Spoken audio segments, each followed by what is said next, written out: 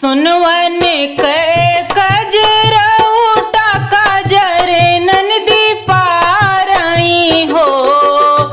सुनवन के कजरऊटा काजरे नंदी पारई हो। भौजी रच तीज के आँखी हमें कुछ चाही हो। भौजी रच तीज की आँखी हमें कुछ चाही हो। तू ही मोरी ननदी से ननदी तू ही ने याद रही तीनी हो। तू ही मोरी ननदी से ननदी तू ही ने दुले रही तीनी हो। ननदी सभवा में बैठे तोहरा भैया हुआ पे जाय के झगड़ऊ हो। नंदी सभवा में बैठे तोहरा भैया हुआ पे जाय के झगड़ऊ हो। तू ही मोरे भैया से भैया तू ही ने मोरे भैया हो।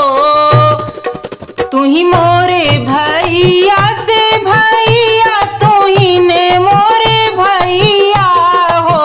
काजल रचले तीज के आँखी हमें कुछ चाही हो।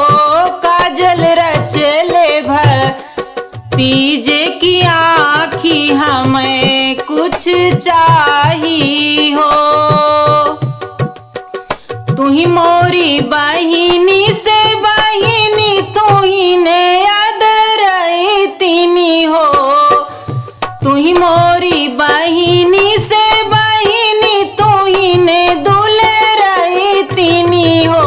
बहिनी सभवा में बैठे तोहरा पापा हुआ पे जाय के झगड़ऊ हो। बहिनी सभवा में बैठे तोहरा पापा हुआ पे जाय के झगड़ऊ हो।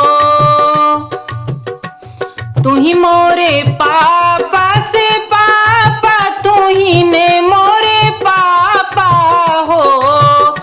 तू ही मोरे पापा से पापा तू ही ने मोरे पापा हो। काजल रचले तीज के आँखी हमें कुछ चाही हो।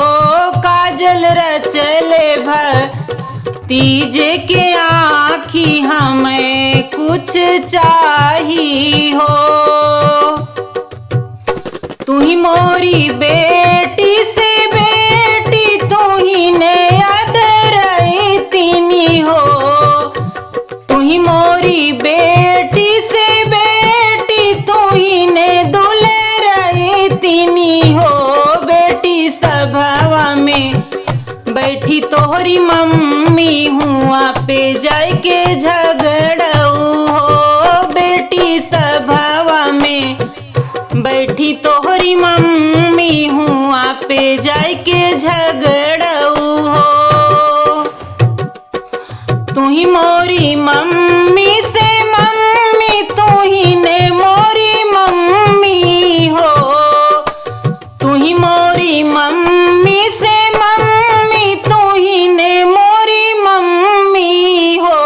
काजल रचले तीज के आँखी हमें कुछ चाही हो। काजल रचले तीज के आँखी हमें कुछ चाही हो।